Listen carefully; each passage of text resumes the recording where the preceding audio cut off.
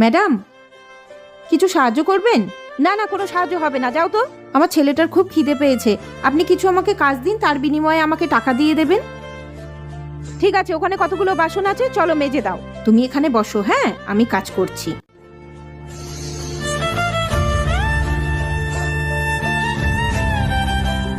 মামা আমার রাগো পুতুল।